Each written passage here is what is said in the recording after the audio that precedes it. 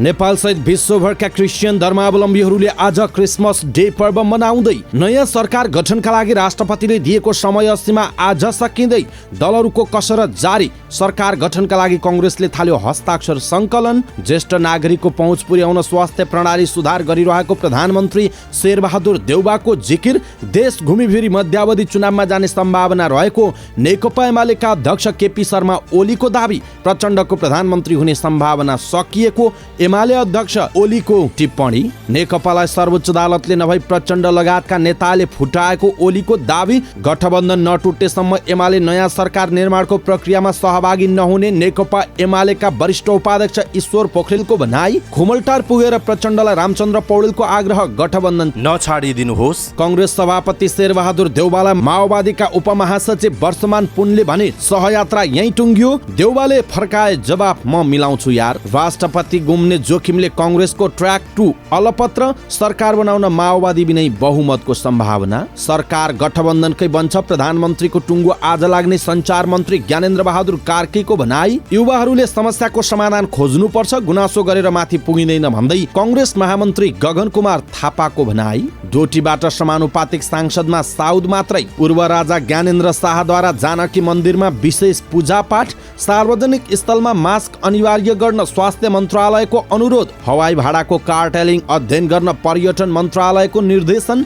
Digital माध्यमबाट press स्वतन्त्रता हनन नयाँ चुनौती भएको पत्रकार महासंघको निष्कर्ष। चिसो बढेपछि मनाङमा विकास निर्माणका काम ठप्प। म्यानमारका नागरिकले नेपाली नागरिकता लिएको खुलासा। नेपालका नेताहरूलाई भेटेको छैन भन्दै चिनिया दूतावासको स्पष्टीकरण। इन्टरनेटको लाइन काट्नु दण्डनीय रहेको नेपाल दूरसञ्चार प्राधिकरणको भनाई। च्याउ खेतीबाट मासिक 2 लाख कमाउँछन् गुल्मीका 20 वर्षीय निखिल। चार्ल्स सोबराजको ठाउँमा आफ्नो फोटो भाइरल भएपछि रणदीप हुडाले दिए प्रष्टीकरण। करण राई बने भोइस अफ नेपाल सिजन 4 को विजेता। चीनको राजधानी बेइजिङमा कोरोनाको संक्रमण बढ्दो। रुसको एउटा वृद्धाश्रममा आगलागी हुँदा कम्तीमा पनि 20 जनाको ज्यान गयो। अमेरिकामा शीतकालीन हिम आँधी 12 जनाको मृत्यु। जनजीवन अस्तव्यस्त। भारतको तमिलनाडुमा तीर्थयात्री चढेको कार दुर्घटना हुँदा 8 जनाको मृत्यु। नेपाल T20 उद्घाटन खेलमा काठमाडौँ नाइट्स विजयी। र समाचार पार्टी हेल्थ टिप्स अन्तर्गत आज हामी जाडोमा गर्नै नहुने 7 गल्तीको विषयमा जानकारी दिनेछौँ। हामीलाई अन्तिमसम्म हेर्नुहोला। दर्शक महानुभाव नमस्कार। समाचार पार्टी.com को न्यूज बुलेटिनमा यहाँलाई हार्दिक स्वागत छ। म प्रहलाद चन्द्र घिमिरे। आज मिति विक्रमसम्म 2079 साल पुसको 10 गते आइतबार इस्वीसम्म सन् 2022 डिसेम्बर 25 तारिक आज क्रिसमस डे। सम्पूर्ण महानुभावलाई क्रिसमस डे को हार्दिक मंगलमय शुभकामना। Merry Christmas, happy Christmas day भन्न चाहन्छौँ। तपाईले पनि आफ्ना शुभकामनाका सन्देश तलको कमेन्ट बक्समा कमेन्ट गर्नुहोला। दैनिक रूपमा हेर्नुहुन्छ भने रेगुलर भनेर लेख्नुहोला। दर्शक महानुभाव आज पहिलोचोटि हो भने फर्स्ट टाइम भनेर लेख्नुहोला। हाम्रो मेहनतका लागि यो भिडियोमा एउटा लाइक अवश्य गर्नुहोला। देशभित्रबाट हेरिरहनु भएको छ भने आफू रहेको गाउँ ठाउँ सहर जिल्लाको नाम लेख्नुहोला। विदेशबाट हेर्नु भएको छ भने कुन देशबाट हेर्नु भएको छ त्यो कुरा तलको कमेन्ट बक्समा कमेन्ट गर्नुहोला। आउनुहोस् दर्शक महानुभाव आजका महत्त्वपूर्ण समाचार सुरु गरौँ नेपालसहित विश्वभर आज क्रिसमस डे पर्व मनाउँदै गरेको प्रसङ्गबाट। नेपालसहित विश्वभरका क्रिस्चियन धर्मावलम्बीहरूले आज क्रिसमस डे पर्व मनाउँदैछन्। हरेक वर्ष 25 डिसेम्बरमा यसु ख्रिस्टको जन्मदिनको खुसियाली मनाउने परम्परा अनुसार क्रिस्चियन धर्मावलम्बीहरूले क्रिसमस मनाउन लागेका हुन्। 2000 वर्ष अघि जेरुसलेमको बेथलेहममा कन्या मारियमको कोखबाट येशूको जन्म भएको मानिन्छ। येशूलाई जिसस क्राइस्ट पनि भनिन्छ। उहाँले मानव समुदायका लागि पुर्याएको योगदानको सम्झनामा इस्वीसम्म चलाइएको विश्वास गरिन्छ। क्रिसमसको अवसरमा राष्ट्रपति, प्रधानमन्त्री लगायत शुभकामना सन्देश दिनु भएको छ। राष्ट्रपति विद्यादेवी भण्डारीले शुभकामना सन्देश दिँदै धार्मिक उत्सव एवं चाडपर्वले विविध सांस्कृतिक पहिचान बोकेका समुदाय बीच आपसी सद्भाव, सहिष्णुता र ऐक्यबद्धताको भावना अभिवृद्धि गर्दै राष्ट्रिय एकतालाई थप सुदृढ बनाउन महत्त्वपूर्ण भूमिका खेल्ने विश्वास समेत व्यक्त गर्नु भएको छ। क्रिसमस पनि भनिने यस पर्वमा देशभरका चर्चमा प्रार्थना लगायत विभिन्न कार्यक्रम गरी येशू ख्रिस्टको सम्झना गरिँदैछ। क्रिसमस डेमा येशूको शिक्षा एवं उपदेशको मनन गर्नुका साथै प्रेम प्रकट गर्दै शुभकामना तथा उपहार आदान प्रदान गरिन्छ। यस अवसरमा राष्ट्रिय क्रिस्चियन महासंघले विभिन्न कार्यक्रमको आयोजना गरेको जनाइएको छ। दर्शक महानुभाव फेरि पनि एकपटक यहाँहरूलाई क्रिसमस डेको हार्दिक मंगलमय शुभकामना व्यक्त गर्छौँ। तपाईले पनि आफ्ना शुभकामनाका सन्देश तलको कमेन्ट बक्समा कमेन्ट गर्नुहोला। नयाँ सरकारका लागि राष्ट्रपति विद्यादेवी भण्डारीले दिएको समय सीमा आज सकिँदैछ। राष्ट्रपति विद्यादेवी भण्डारीले संविधानको धारा 76 को उपधारा 2 बमोजिम प्रधानमन्त्री पदमा दाबी गर्न दलहरूलाई आज साँझ 5 बजेसम्मको समय दिनुभएको हो। बहुमत पुर्याउने दलले आज बेलुका 5 बजेभित्र दाबी पेश गर्नुपर्नेछ। 275 सदस्यीय प्रतिनिधि सभामा बहुमत पुर्याउन 138 सिट चाहिन्छ। कांग्रेस र एमाले बाहेक कुनै पनि दुई दल मिल्दा बहुमत पुग्ने अवस्था छैन। तर सत्ता गठबन्धनका मुख्य दल कांग्रेस र माओवादी केन्द्र निरन्तर छलफलमा भए पनि कुनै सहमति जुट्न सकेको छैन। हिजो साँझको बैठकमा कांग्रेस सभापति शेरबहादुर देउबा र माओवादी केन्द्रका अध्यक्ष पुष्पकमल दाहाल प्रचण्ड बीच सहमति जुट्न नसकेपछि छलफलको तयारी भइरहेको छ। गठबन्धनकै सरकार गठनका लागि विभिन्न छलफलहरू भइरहेका छन्। देउबा र प्रचण्ड बीच भएको छलफलमा नयाँ सरकारको नेतृत्व पहिला कसले गर्ने भन्ने विषयमा कुरा मिल्न बाँकी रहेको जनाइएको छ। नेपाली कांग्रेसले सरकार गठनका लागि हस्ताक्षर सङ्कलन गरेको छ। शुक्रबारदेखि नै कांग्रेसले हस्ताक्षर सङ्कलन गर्न थालेको हो। सांसदहरूको औपचारिक बैठक पनि बालुवाटारमा बसेको थियो। बैठक शनिबार बसे पनि शुक्रबार नै केही सांसदहरूलाई खाली पृष्ठमा हस्ताक्षर गराइएको जनाइएको छ। कागजमा विषय उल्लेख नगरिए पनि प्रधानमन्त्रीका लागि सांसदको संख्या पुगेको देखाउन हस्ताक्षर गराएको हुन सक्ने जनाइएको छ। विषय उल्लेख नभएकाले महामन्त्री द्वय गगन थापा र विश्वप्रकाश शर्माले भने हस्ताक्षर नगरेको जनाइएको छ। प्रधानमन्त्री शेरबहादुर देउबाले सरकारले ज्येष्ठ नागरिकको स्वास्थ्यमा पहुँच सुनिश्चित गर्न स्वास्थ्य प्रणालीमा सुधार गरिरहेको बताउनुभयो। ललितपुरको बाडेगाउँ स्थित पूर्व प्रधानमन्त्री कृष्ण प्रसाद भट्टराईको 98औं जन्मोत्सवको अवसरमा आयोजित कार्यक्रमलाई सम्बोधन गर्दै ज्येष्ठ नागरिकको जीवन सहज, सुरक्षित, सम्मानित र सुनिश्चित गरी सामाजिक न्यायको प्रत्याभूति दिलाउन सरकारले काम गरेको बताउनु भएको हो। उहाँले ज्येष्ठ नागरिक उपचारका लागि स्वास्थ्य पूर्वाधारमा ध्यान दिनुपर्ने आवश्यकता रहेको पनि बताउनुभयो। उहाँले ज्येष्ठ नागरिकको सामाजिक सुरक्षालाई देशभर बनाउन सरकारले बजेटमा 68 वर्ष नागरिकलाई वृद्ध भत्ता दिने व्यवस्था गरेको पनि बताउनु भएको छ। देउबाले सन्त नेता भट्टराई जस्ता प्रेरणादायी व्यक्तिहरूसँग काम गर्न पाउनु आफ्नो लागि गौरवको विषय भएको पनि बताउनुभयो। सो कार्यक्रमबाट प्रधानमन्त्री देउबाले किशुनजी ज्येष्ठ नागरिक स्वास्थ्य सेवा राष्ट्रिय अभियानको शुभारम्भ समेत गर्नुभएको छ।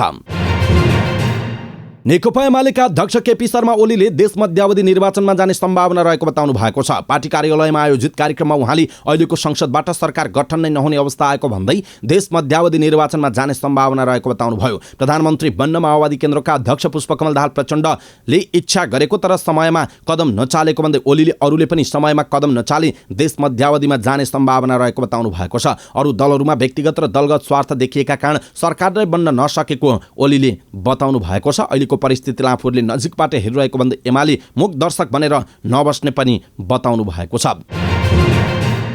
यसैबीच नेकपा एमालेका अध्यक्ष केपी शर्मा ओलीले नेकपा माओवादी केन्द्रका अध्यक्ष पुष्पकमल दाहाल प्रचण्डको प्रधानमन्त्री हुने सम्भावना समाप्त हुन लागेको टिप्पणी गर्नुभयो। एमाले प्युठान काठमाडौँ सम्पर्क मञ्चले पार्टीको केन्द्रीय कार्यालय च्यासलमा आयोजना गरेको कार्यक्रममा उहाँले प्रचण्डले ढिला गरेको बताउनु भएको हो। पुष्पकमल दाहालजी प्रधानमन्त्रीको इच्छा गरिरहनु भएको छ। मलाई लाग्छ उहाँले निर्णय गर्न ढिला गर्नुभयो। उहाँले भन्नुभयो, ओलीले संस्कृतको एउटा नीति श्लोक सुनाउँदै जुनसुकै काम पनि बेलामा नगरेमा त्यसको फल खान नपाउने पनि बताउनु भएको छ। सरकार गठनका लागि राष्ट्रपति विद्यादेवी भण्डारीले आज बेलुका 5 बजेसम्मको समय सीमा दिनुभएको छ। सत्तारूढ गठबन्धनबाट प्रधानमन्त्री को हुने भन्नेमा सहमति जुट्न सकेको छैन।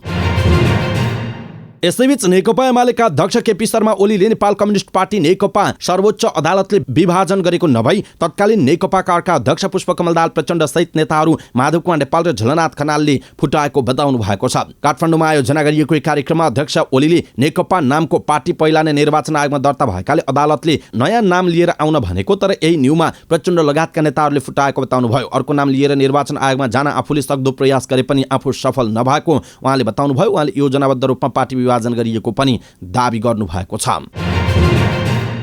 नेकपा एमालेका वरिष्ठ उपाध्यक्ष ईश्वर पोखरेलले गठबन्धन नटुटेसम्म नेकपा एमाले नयाँ सरकार निर्माणको प्रक्रियामा सहभागी नहुने बताउनु भएको छ। प्रेस चौतारी नेपाल धनकुटाले आयोजना गरेको पत्रकार सम्मेलनमा बोल्दै उहाँले अहिलेको गठबन्धन लोकतन्त्र देशको हितमा नरहेकाले नेकपा एमाले सरकार बनाउने खेलमा नरहेको बताउनु भएको हो। पूर्व उप प्रधानमन्त्री तथा रक्षा मन्त्री समेत रहनुभएका उहाँले भर्खरै सम्पन्न चुनावमा नागरिकले दिएको जनादेशलाई सम्मानका साथ लिएर अगाडि बढ्ने पनि उहाँले बताउनुभयो। गठबन्धन तोडेर कांग्रेस र माओवादी केन्द्र आए छलफल गर्न सकिने उहाँको भनाइ रहेको छ। नेकपा माओवादी केन्द्रका अध्यक्ष पुष्पकमल दाहाल प्रचण्ड र नेपाली कांग्रेसका वरिष्ठ नेता रामचन्द्र पौडेलबीच भेटवार्ता भएको छ। प्रचण्डलाई भेट्न शनिबार नेता पौडेल उहाँकै निवास खुमलटार पुग्नु भएको थियो। त्यस क्रममा उहाँले प्रचण्डलाई सत्तारूढ गठबन्धन नछोड्न आग्रह गरेको उहाँ निकट एक नेताले जानकारी दिनुभयो। प्रचण्डले सत्तारूढ गठबन्धनको सरकार बन्दा पहिलो पालामा आफू प्रधानमन्त्री बन्न पाउनुपर्ने अडान राखिरहनु भएको छ। पौडेलले भने पहिलो पालामै वा पछि जहिले भए पनि अहिलेको सत्तारूढ गठबन्धनबाटै प्रधानमन्त्री बन्न पाउने भन्दै गठबन्धन नतोड्न आग्रह गरेको पौडेल निकट नेताहरूले बताएका छन्। सरकार निर्माणका लागि राष्ट्रपति विद्यादेवी भण्डारीले पुस 10 गते अपराह्न 5 बजेसम्मको समय दिनुभएको छ। माओवादी केन्द्रका अध्यक्ष पुष्पकमल दाहाल प्रचण्डले सत्तारूढ गठबन्धनबाट आफूले सरकारको नेतृत्व गर्न पाउनुपर्ने अडान राख्नु भएको छ। रामचन्द्र पौडेललाई उहाँले तपाईँ राष्ट्रपति बन्ने हो, म प्रधानमन्त्री बन्ने हो भनेर पठाएको जानकारी प्राप्त भएको छ। यसैबीच नेकपा माओवादी केन्द्रका उपमहासचिव वर्षमान पुनले अध्यक्ष प्रचण्डलाई प्रधानमन्त्री नदिए गठबन्धनको सहयात्रा त्यही बिन्दुमा टुङ्गिने प्रष्ट जानकारी गराउनु भएको छ। अध्यक्ष प्रचण्ड र कांग्रेसका वरिष्ठ नेता रामचन्द्र पौडेल बीचको भेटपछि देउबालाई भेट्नुभएका उपमहासचिव पुनले देउबा 1.5 वर्ष प्रधानमन्त्री भइसकेकाले अब प्रचण्डलाई सहयोग गर्न भन्नुभएको छ। पुनको भनाइ उद्धृत गर्दै स्रोतले भनेको छ, हिजो एउटा परिस्थितिमा 23 सिटको कांग्रेसलाई हामीले सरकारको नेतृत्व दियौं, अब त्यही बाध्यता छैन। प्रचण्डलाई प्रधानमन्त्री नमान्ने हो भने हाम्रो सहयात्रा यहीँ टुङ्गियो, फेरि कांग्रेसलाई नेता मानेर हिँड्नुपर्ने बाध्यता हाम्रो छैन, उहाँको भनाइ छ। पुनले प्रष्ट धारणा बताइसकेपछि देउबाले अझै केही नबिग्रिएको भन्दै गठबन्धन र दलमा आफूले कुरा मिलाउने जवाब दिनुभयो। देउबाको भनाइ थियो, होइन म मिलाउँछु यार, दलमा पनि सल्लाह गर्नुपर्छ, गठबन्धनमा पनि सल्लाह गर्छु, राष्ट्रपतिले यो टाइम दिने कुरा नै मिलेन क्या, म समय थप्न लगाउँछु, कुरा मिल्छ, उहाँको भनाइ छ। पुन लगायतका नेता प्रचण्डलाई गठबन्धनबाट बाहिर निकाल्न चाहन्छन्। उनीहरू प्रचण्ड इन्डो अमेरिकन एम्बुसमा परेको निष्कर्षमा रहेको जनाइएको छ। पहिलो चरणको प्रधानमन्त्री नपाए एमालेसँग मिल्ने संकेत प्रचण्डले दिएपछि प्रधानमन्त्री शेरबहादुर देउबाका दूतहरूले एकैपटक माओवादी बाहेकका दलहरूसँग छलफल चलाएका छन्। देउबा निकट कांग्रेसका प्रभावशाली नेताहरूदेखि प्रधानमन्त्रीका सल्लाहकारहरू समेत राष्ट्रिय स्वतन्त्र पार्टी, राप्रपा, जसपा, जनमत लगायतका दलका नेताहरूसँग छलफलमै छन्। जसपालाई सरकारमा नलिन देउबामाथि दक्षिणी दबाव भए पनि केही सल्लाहकार जसपा नेताहरूसँग समेत छलफल गरिरहेको जनाइएको छ। उनीहरूले राप्रपाका पनि विभिन्न नेताहरूसँग भेटघाट बढाएका छन्। माओवादी बाहेकको बहुमत पुर्याउने क्रममा राप्रपा भित्रै केही नेताहरू सरकारमा जानुपर्ने पक्षमा देखिएका छन्, तर सरकारमा जाँदा आफ्नो पार्टी फुट्ने डरले अध्यक्ष राजेन्द्र लिङ्गदेन भने राप्रपाका कारण सरकार नबन्ने अवस्था आएमा बाहिर बसेर समर्थन दिने तर सरकारमा नजाने पक्षमा देखिनु भएको छ। के कांग्रेसले माओवादी बाहेकको सरकार बनाउने ट्र्याक 2 पहल थालेको हो? प्रधानमन्त्रीका एकजना सल्लाहकारले त्यसलाई स्वीकार गरे, तर माओवादी बाहेकको सरकार बनाउन खोज्दा राष्ट्रपति र उपराष्ट्रपति चुनावमा जित्न मुस्किल हुने गणित देखिएपछि कि त एमालेसँगै कम्प्रोमाइज गर्नुपर्ने कि प्रचण्डलाई छाड्नुपर्ने सङ्कटमा आफूहरू पुगेको उनले बताएका छन्। राष्ट्रपति र उपराष्ट्रपति निर्वाचनमा प्रदेशसभा सदस्यहरूको मत आवश्यक पर्छ। रवि रामिछाने नेतृत्वको रासपाको प्रदेशमा मत छैन भने राप्रपा, नेकपा एस लगायतका साना दलको मात्र मतले 58,000 भन्दा बढी मतभारको आधा अर्थात् 29,000 कटाउन निकै कठिन छ। एमाले र माओवादीको मात्र मतभार 25,000 भन्दा बढी छ। त्यसमा जसपा, स्वतन्त्र, नेमकिपा लगायतका दलहरूको मत कांग्रेसतिर जान सम्भव छैन। कांग्रेसले सरकार बनाउनका लागि राष्ट्रिय प्रजातन्त्र पार्टी, राष्ट्रिय स्वतन्त्र पार्टी, नेकपा एस लगायतका साना दलको मात्र समर्थन लिए पनि पुग्छ, तर राष्ट्रपति, उपराष्ट्रपति र धेरै प्रदेश सरकारहरू गुमाउनु पर्ने भएकाले ट्र्याक 2 झनै जोखिमपूर्ण हुने कतिपय नेताहरूले सुझाव दिएको जनाइएको छ। सरकारका प्रवक्ता ज्ञानेन्द्र बहादुर कार्कीले गठबन्धनकै सरकार बन्ने दाबी गर्नुभयो। बालुवाटारमा बसेको गठबन्धनको बैठकपछि पत्रकारहरूसँग कुराकानी गर्दै कार्कीले नयाँ सरकार गठनका लागि गठबन्धनभित्र कुनै विवाद नरहेको बताउनु भएको हो। उहाँले जनताको अभिमतलाई सम्मान गर्दै गठबन्धनको सरकार बनाउने सहमति भएको उल्लेख गर्दै कसले नेतृत्व गर्ने भन्ने विषयवस्तु आज बस्ने बैठकले टुङ्गो लगाउने उहाँको भनाइरहेको छ।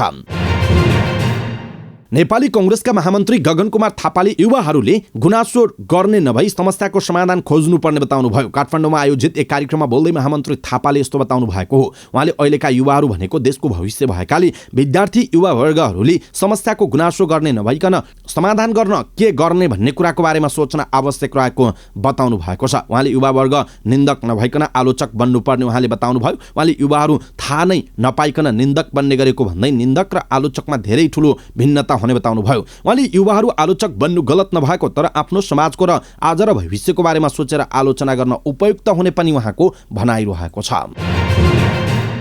मक्सिर 4 गते सम्पन्न प्रतिनिधि सभा र प्रदेश सभाको निर्वाचनको समानुपातिकको अन्तिम मत परिणाम आउँदासम्म पनि कुमार सिंह टेलर आफू सांसद हुनेमा ढुक्कै हुनुहुन्थ्यो। नेपाली कांग्रेसको तर्फबाट सुदूरपश्चिम प्रदेशसभा सदस्यका लागि समानुपातिक उम्मेदवार बन्नुभएका उहाँलाई जब सामाजिक सञ्जालमा अङ्कगणित आउन थाल्यो तब डर लाग्न थाल्यो। उहाँ अन्तिम प्रयासमा लाग्नुभयो, काठमाडौँ पुग्नुभयो, नेताहरूसँग छलफल गर्नुभयो, तर केही सेप चलेन। 2064 सालदेखि लगातार समानुपातिक उम्मेदवार बन्दै आउनुभएका टेलरलाई यसपालि पनि सांसद पद जुरेन। समानुपातिक उम्मेदवारहरूको बन्द सूचीमा डोटीबाट 6 जनाको नाम समावेश थियो। उनीहरूमध्ये 1 जनाले मात्र सांसद हुने अवसर पाए। नेकपा एमालेको तर्फबाट सुदूरपश्चिम प्रदेश सभाको समानुपातिक सूचीमा डोटी पूर्व चौकी गाउँपालिकाकी निर्मला साउदको नाम अटायो। 2074 सालको स्थानीय तह निर्वाचनमा गाउँपालिका उपाध्यक्षमा निर्वाचित साउद यसपटक पनि सोही पदमा दोहोरिन चाहनुहुन्थ्यो। उहाँले अन्तिमसम्म उपाध्यक्षकै टिकटका लागि दौडधुप गर्नुभयो तर पाउनु भएन। प्रदेशसभा निर्वाचनमा उहाँले समानुपातिक सांसद दाबी गर्नुभयो। उहाँको नाम बन्द सूचीमा पनि पर्यो। अन्ततः उहाँ सांसद बन्न सफल हुनुभयो। एमालेले सुदूरपश्चिम प्रदेश सभामा पहिलो हुने निर्वाचित हुने प्रणालीमा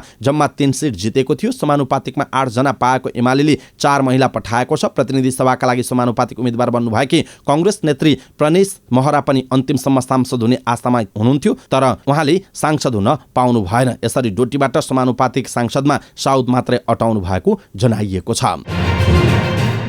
पूर्व राजा ज्ञानेन्द्र शाहले जनकपुर धाममा रहेको जानकी मन्दिरमा विशेष पूजापाठ गर्नुभएको छ। उहाँ शुक्रबार जनकपुर पुग्नु भएको थियो र शनिबार उहाँले त्यहाँ पूजा गर्नुभएको हो। जानकी मन्दिरमा पूर्व राजालाई स्वागत गर्नका लागि रातो कार्पेट ओछ्याइएको थियो। सो अवसरमा मन्दिरका महन्त रामतपेश्वर दास र सहायक महन्त रामरोशन दासले पूर्व राजालाई मायाको चिनो प्रदान गर्नुभएको थियो। पूजापाठपछि उहाँ यात्री निवास गेस्ट हाउस जानुभयो। शुक्रबार दिउँसो जनकपुर पुग्नुभएका उहाँ साँझ गङ्गा सागरमा दैनिक आयोजना हुने महागङ्गा आरतीमा सहभागी हुनुभएको थियो। पूर्व राजासँग पूर्व रानी कोमल शाह पनि साथमै रहनु भएको थियो। सरकारले सार्वजनिक स्थलमा मास्क अनिवार्य लगाउन अनुरोध गरेको छ। स्वास्थ्य तथा जनसङ्ख्या मन्त्रालयले विज्ञप्ति नै निकालेर छिमेकी देशमा कोरोना भाइरसको नयाँ भेरिएन्ट VF7 को संक्रमण बढ्दै गएको भन्दै मास्क अनिवार्य गरेको जानकारी गराएको छ। यस्तै मन्त्रालयले भौतिक दूरी कायम गर्न पनि आग्रह गरेको छ। स्वास्थ्य मन्त्रालयका प्रवक्ता डाक्टर सञ्जय कुमार ठाकुरले निकाल्नु भएको विज्ञप्तिमा सेनिटाइजरको प्रयोग गर्ने, नियमित रूपमा साबुन पानीले हात धुने लगायतका स्वास्थ्यका मापदण्ड पालना गर्न पनि अनुरोध गर्नुभएको छ। विज्ञप्तिमा कोभिड-19 को बुस्टर डोज खोप लगाउनु पनि अपील गरिएको छ। अंग्रेजी नयाँ वर्ष, क्रिसमस लगायत कुनै पनि भिडभाड हुने स्थलमा विशेष सतर्कता अपनाउन समेत मन्त्रालयले आग्रह गरेको छ। नेपालमा VF7 भेरिएन्ट पुष्टि नभए पनि चीन र भारतमा बढ्दै गएकाले खुल्ला सीमाना र आवत जावतका कारण जोखिम रहेको मन्त्रालयको भनाइरहेको छ।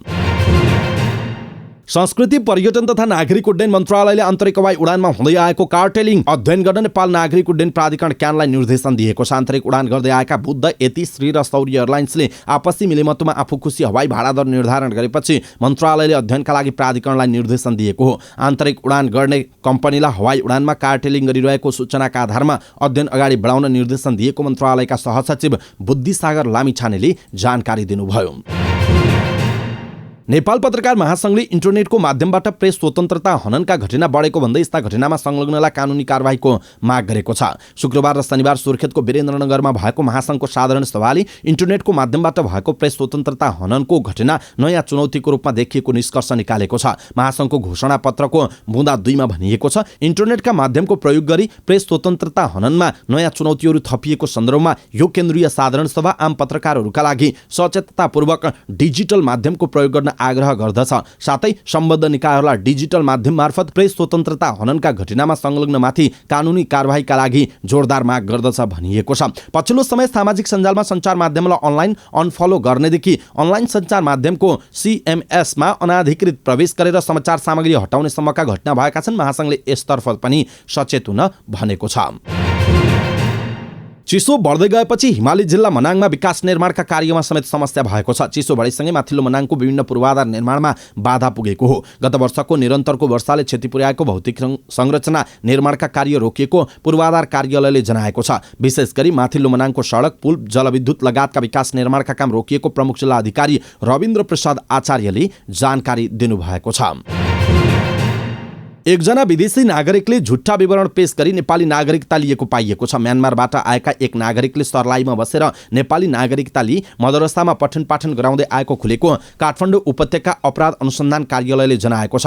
काठमाडौँका प्रहरी उपरीक्षक कृष्ण प्रसाद कोइरालाका अनुसार झुट्टा विवरण पेश गरी सर्लाहीको साविक त्रिभुवन नगर गाविस 1 ठेगानामा नागरिकता लिएका 39 वर्षीय मोहम्मद नूर आलमलाई काठमाडौँको कलङ्कीबाट पक्राउ गरी आवश्यक कारबाही प्रक्रिया अगाडि बढाइएको जनाइएको छ। नेपाल स्थित चिनिया राजदूतावासले आफ्नो नियोगका कार्यवाहकले नेपाली नेताहरूलाई नभेटेको स्पष्टीकरण दिएको छ।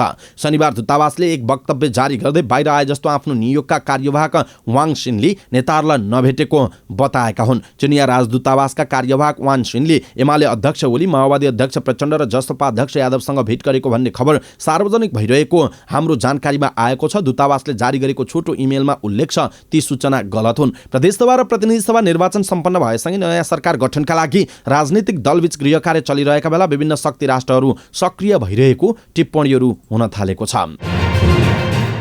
नेपाल दूरसञ्चार प्राधिकरणले इन्टरनेट सेवा अवरुद्ध हुने गरी कदम नचाल्न नेपाल विद्युत प्राधिकरणलाई आग्रह गरेको छ। विद्युत प्राधिकरणले केही दूरसञ्चार सेवा प्रदायकले विद्युत लाइन काटिदिँदा देशका धेरै ठाउँमा इन्टरनेट सेवा अवरुद्ध भएको र ब्याङ्किङ, हवाई सेवा लगायत अत्यावश्यक सेवा अवरुद्ध हुन पुगेको भन्दै उसले अत्यावश्यक सेवा अवरुद्ध गर्नु दण्डनीय भएको स्मरण गराएको छ। प्राधिकरणले दूरसञ्चार ऐन 2053 स्मरण गराउँदै इन्टरनेट सेवा अवरुद्ध गरेमा दण्डनीय हुने जनाएको छ। प्राधिकरणले हरेक समस्याको समाधान वार्ताबाट हुन सक्ने भन्दै सबै पक्ष बसेर आपसी छलफलबाट समाधान गर्न आग्रह गरेको छ। केही गर्छु भन्ने इच्छा शक्ति भयो भने न पैसाले रोक्दो रहेछ न त उमेरले छेक्दो रहेछ। विश्वास पनि अरूले गर्न नपर्ने रहेछ। जब आफूले आफ्नो इमान्दारिता, असल कर्म र सक्रियतामा विश्वास गरे पुग्ने रहेछ। गुल्मीको चन्द्रकोट गाउँपालिका 3 का निखिल खत्रीले आफूले अध्ययन गर्दा सिके अनुसारको व्यवसाय गर्छु भन्दा कसैले विश्वास गरेनन्। घर परिवार र छिमेकीले त्योभन्दा विदेश गएर धन कमाउन सुझाव दिए। अहिले 20 वर्ष पुगेका निखिल 1.5 वर्ष अघि आफू मात्र अघि सरेर च्याउको बिउ उत्पादनमा लाग्नुभयो। 2 लाख लगानीमा सुरु गरिएको बिउ उत्पादनमा 5 लाख आम्दानी भयो। त्यसपछि निखिललाई घर परिवार र छिमेकीले पनि विश्वास गर्न थाले। उहाँले निखिल मल्टिप्रपोज एग्रो फार्म दर्ता गरेर चन्द्रकोट 5 ग्वाघाको धुवा खर्कमा च्याउ खेती गर्नुभयो। 10 रोपनी जग्गा लिएर 20 ठुला टनेलमा खेती गर्नुभएका उहाँले च्याउलाई 50 टनेलमा विस्तार गर्दै हुनुहुन्छ। आगामी चैतसम्म 30 टनेल थप्ने लक्ष्य रहेको जनाइएको छ। वार्षिक 1 लाख तिरेर जग्गा लिजमा लिनुभएका निखिलले च्याउ खेतीमा 25 लाख लगानी गर्नुभएको छ। उहाँले ब्याङ्कबाट ऋण लिएर लगानी गरेको जनाइएको छ। 1.5 वर्ष अघिबाट सुरु गरिएको च्याउ खेतीबाट अहिलेसम्म औसतमा मासिक 2 लाख आम्दानी भएको फर्म सञ्चालक निखिलको भनाइरहेको छ। फार्ममा अहिले 20 टनेलमा सिताके र कन्या च्याउ रहेको जनाइएको छ। 6 जनालाई आवासीय रोजगारी पनि दिएको निखिलले बताउनु भएको छ। यसरी च्याउ खेतीबाट मासिक 2 लाख कमाउँछन् गुल्मीका 20 वर्षीय निखिल खत्रीले भनेर यो समाचार सन्तोष महताराले रासासमा लेख्नु भएको र हामीले यो समाचार अनलाइन खबरबाट साभार गरेका हौं। दर्शक महानुभाव, निखिलको यो साहसलाई तपाईँ के भन्नुहुन्छ? आफ्नो धारणा तलको कमेन्ट बक्समा कमेन्ट गर्नुहोला। नेपालको कारागारबाट रिहा भएपछि सिरियल किलर समेत भनेर चिनिने चार्ल्स सोबराजलाई उहाँकै देश फ्रान्स डिपोर्ट गरियो। पछिल्लो 2 दिन सोबराज नेपालसहित अन्तर्राष्ट्रिय मिडियामा समेत चर्चामा रहनुभयो। मिडियादेखि सामाजिक सञ्जालमा चार्ल्स भाइरल बनिरहँदा बलिउड अभिनेता रणदीप हुड्डाको तस्बिर समेत व्यापक सेयर भयो। प्रतिष्ठित मिडियाले नै चार्ल्स भन्दै रणदीपको तस्बिरलाई प्रयोग गरिरहेका थिए। खासमा उक्त तस्बिर सन् 2015 मा रिलिज भएको हुडा स्टारर फिल्मको तस्बिर हो, जहाँ उनले चार्ल्सकै भूमिकामा अभिनय गरे। चार्ल्सको ठाउँमा आफ्नो तस्बिर सेयर भएपछि अभिनेता हुडाले प्रष्टीकरण दिनुभएको छ। उहाँले उक्त समाचारको तस्बिर ट्विट गर्दै लेख्नु भएको छ, यो ब्याक ह्यान्डेड कम्प्लिमेन्ट हो वा तपाईँ वास्तवमै रियल र रिल चार्ल्स सोबराज बीच भ्रममा पर्नुभयो, उहाँको भनाइ छ। यो तस्बिरलाई लिएर हास्यास्पद प्रतिक्रिया पनि प्राप्त भएका छन्। तस्बिरमा केही कारण पनि थियो जसले गर्दा धेरैजना रिल र रियलका चार्ल्स एउटै हुन् भन्ने भ्रम पनि धेरैलाई रहेको थियो। लेखक र स्तम्भकार जैनाब सिकन्दरले अभिनेता हुडाको ट्विटको जवाब दिनुभयो। मान्छेहरू भ्रममा परे किनभने चार्ल्स सोबराजको त्यो भूमिकाका लागि तपाईँले आफूलाई चरित्रमा रूपान्तरण गर्नुभयो, उनीहरूलाई दोष दिन सकिँदैन। प्रवाल रमनद्वारा निर्देशित फिल्म मै और चार्ल्समा रिचा चड्डा, आदिल हुसैन, एलेक्स ओनेल, मण्डना करिमी र लक्की मोरानीले पनि अभिनय गरेका थिए।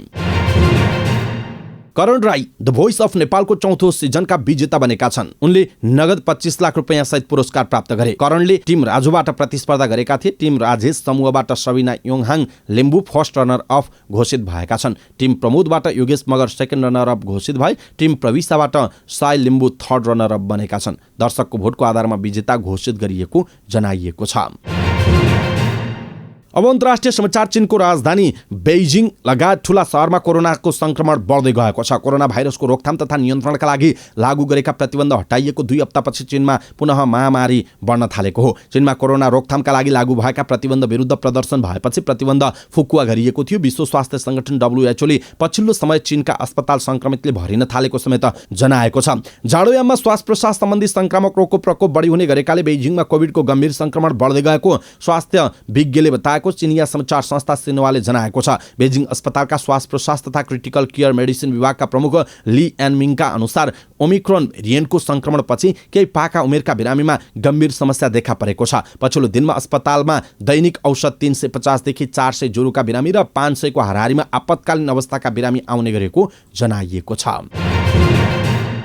रुसको एउटा वृद्धाश्रममा आगलागी हुँदा कम्तीमा 20 जनाको ज्यान गएको छ। साइबेरियन शहर केमेरोभमा रहेको वृद्धाश्रममा भएको आगलागीमा परि अरू 6 जना घाइते भएको रुसी अधिकारीहरूलाई उद्धृत गर्दै बीबीसीले जनाएको छ। राति भएको आगलागीबाट 2 तले काठको भवनको पुरै तल्ला जलेर नष्ट भएको छ। दर्जनौं दमकलको सहयोगमा आगो लामो समयपछि निभाइएको थियो। रुसी सञ्चार माध्यम टासका अनुसार पानी तताउने भाँडो धेरै तातो भएर आगलागी भएको हुन सक्ने प्रारम्भिक अनुसन्धानले देखाएको छ। यो वृद्धाश्रम एउटा निजी घरमा अवैध रूपमा सञ्चालन भइरहेको अधिकारीहरूले जनाएका छन्।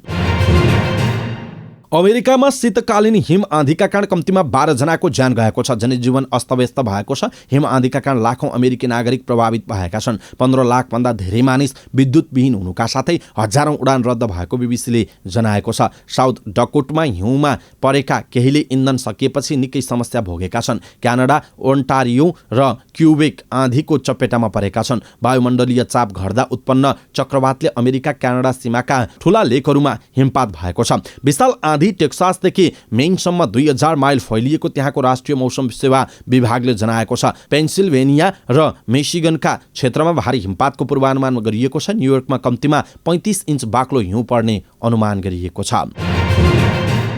भारतको तमिलनाडुको थेनी जिल्लामा तीर्थयात्री चढेको कार दुर्घटना हुँदा 8 जनाको ज्यान गएको छ। 2 जना घाइते भएका छन्। भारतको केरलामा रहेको सबरीमाला मन्दिरको दर्शन गरेर तमिलनाडुकै सुनमुगा सुन्दरपुरम गाउँ फर्कँदै गरेका 10 तीर्थयात्री बोकेको कार दुर्घटनामा परेको हो। कार सडकबाट करिब 40 फिट तल खसेको भारतीय सञ्चार माध्यमले जनाएका छन्। घाइते भएका 2 जनाको उपचार भइरहेको भारतीय सञ्चार माध्यमको खबरमा उल्लेख छ। उद्धार गरिएका 2 जनामा 9 वर्षीय बालक समेत छन्। भारतीय सञ्चार माध्यमहरूले जनाएअनुसार गम्भीर घाइते भएका उनीहरूको स्थानीय अस्पतालमा उपचार भइरहेको छ।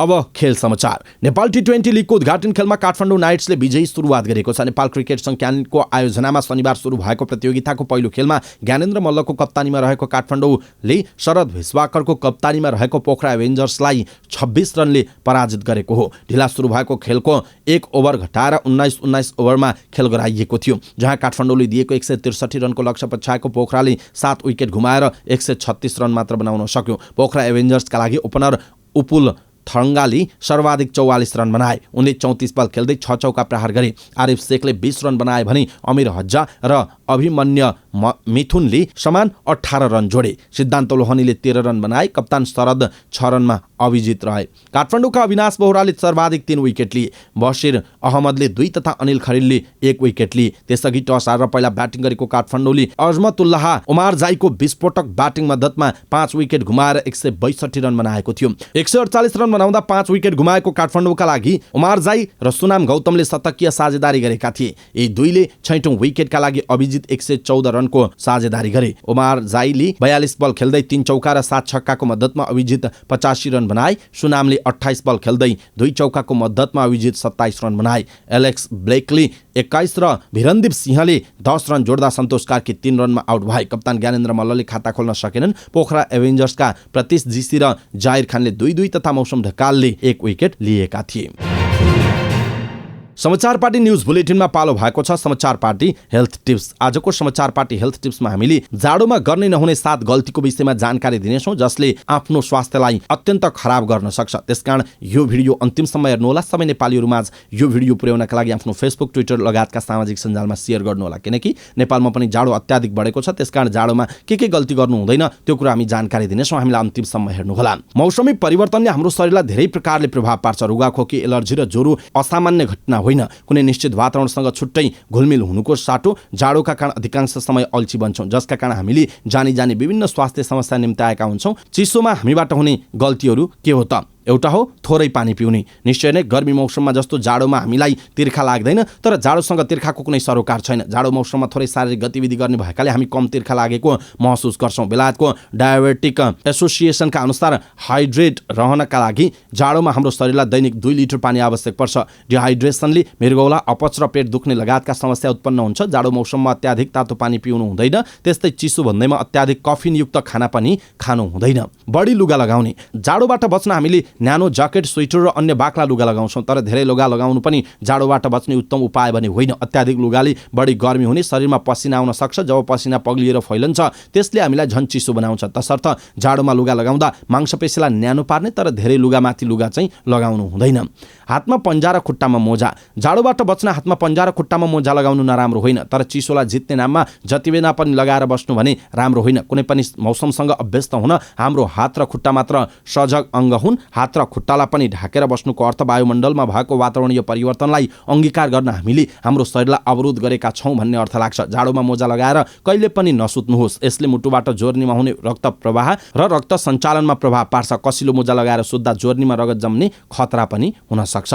आनन्दका लागि खाने। तौलका बारेमा सबैभन्दा ध्यान दिने भनेको जाडो मौसम हो। जाडोबाट बच्न हामी मिठा र बढी चिल्लो, प्रोटिनयुक्त र जङ्क फुड लगायतका खानेकुरा खाने गर्छौँ। जाडोको समयमा हाम्रो शरीर पनि अल्छी बन्छ। हामी मध्ये धेरैजसो काम गर्न झन्झट मान्छौँ, शारीरिक गतिविधि कम गर्छौँ। हिँड्ने र व्यायाम गर्ने भन्दा पनि जतिखेर पनि सिरकभित्रै बस्न मन पराउँछौँ। यो राम्रो बानी होइन। जाडोको समयमा न्यानो बन्न ताजा खानेकुरा, विशेष गरी फलफुल र सागसब्जी खानै पर्छ। मौसमी फलफुल जस्तै सुन्तला, अनार, बदाम इत्यादि खाएर पनि ज्यान तताउन सकिन्छ।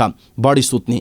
जाडोको समयमा हामी बढी सुत्न खोज्छौँ, किनभने ब्ल्याङ्केट भित्र छिर्ने बित्तिकै स्वाभाविक रूपमा निन्द्रा आउँछ। बिहान पनि हामी अबेरसम्म बेडमै सुत्न मन पराउँछौँ। त्यति मात्र होइन, बिहानको खाना खाएपछि दिउँसो पनि घाम देखेपछि झुपुक्क सुत्तौँ जस्तो लाग्छ। अझ भनौँ घाम छोड्नै मन लाग्दैन। जाडो सकिने बित्तिकै सामान्य अवस्थामा फर्कन हामीले निकै प्रयत्न गर्नुपर्छ। भित्रै बस्न मन पराउने। घाम लाग्दा घाम छोड्न मन नलागे पनि बिहान बेलुका अधिकांश समय भित्रै बस्न मन पराउँछौँ। बाहिर हिउँ परेका बेला भित्र बस्नु राम्रो कुरा हो, तर बादल लाग्ने बित्तिकै जाडो मौसममा अधिकांश मानिस निष्क्रिय भएर भित्रै बस्न वा भट्टी पसलमा गएर ज्यान तताउन मन पराउँछन्। यो पनि राम्रो आदत होइन। जाडो मौसममा पार्कतिर घुम्दा वा काममा व्यस्त हुँदा रक्त सञ्चार तीव्र हुनुका साथै तपाईँलाई स्वाभाविक रूपमा न्यानो हुन्छ।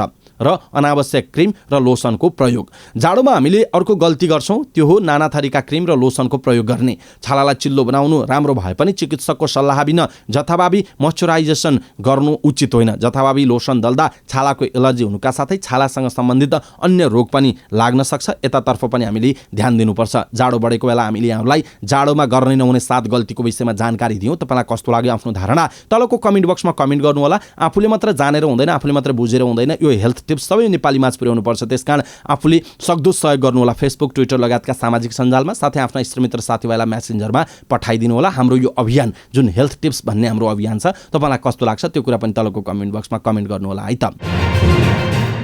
अवस्था दर्शक महानुभाव, आजका महत्त्वपूर्ण समाचार, ब्रेकिङ न्युज अपडेट लगायत तपाईँलाई काम लाग्ने हेर्नै पर्ने महत्त्वपूर्ण खबरहरू यति नै। हामीले प्रस्तुत गरेका यी समाचारहरूप्रति तपाईँको धारणा के छ? आफ्नो धारणा तलको कमेन्ट बक्समा कमेन्ट गर्नुहोला। हाम्रो मेहनतका लागि यो भिडियोमा एउटा सानो लाइक अवश्य गर्नुहोला। दर्शक महानुभाव, पलपलको न्युज अपडेटका लागि हाम्रो च्यानललाई तपाईँले अहिलेसम्म सब्सक्राइब गर्नुभएको छैन भने कृपया सब्सक्राइब गर्नुहोस् अनि नजिकै आउने बेल आइकनलाई क्लिक गर्नुहोला। पलपलको न्युज अपडेटका साथ फेरि हाम्रो भेट हुनेछ। तपाईँ समाचार पार्टी हेर्दै गर्नुहोस्। नमस्कार।